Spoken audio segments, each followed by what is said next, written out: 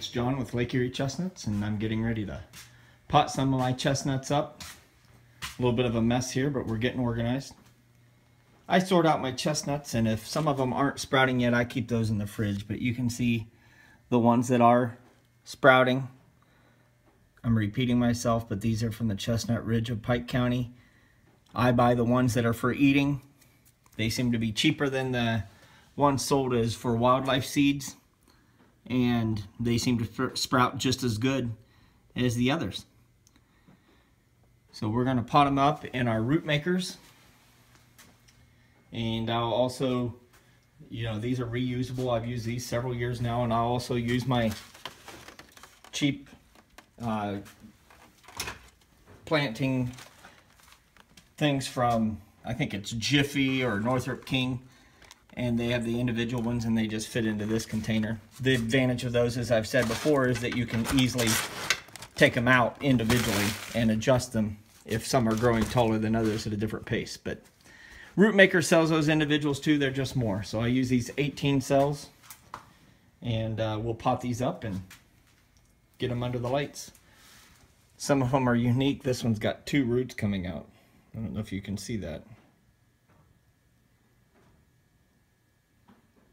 But it's March 10th.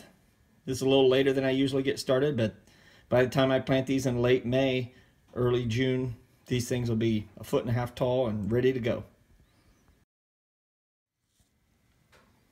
I just plant these with the root in the center. Want that off to the side. Just plant them right in the center of the box.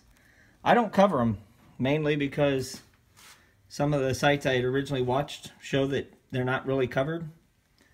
They seem to do just fine, and so that's how I've done it.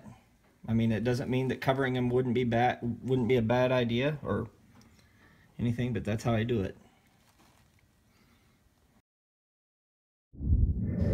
Here's my rinky-dink little watering system.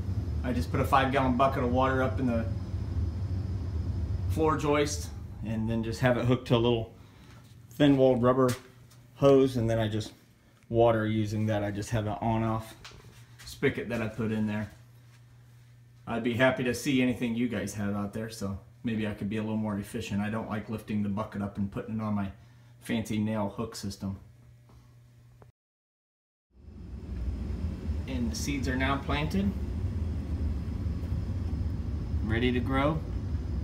We'll have our heat put underneath them within the next 24 hours, and we'll set the light on a timer to turn off. We'll give them about 16 hours of light and 8 hours of dark every day. I have that on just a cheap old timer. Thanks for watching. Have a great day.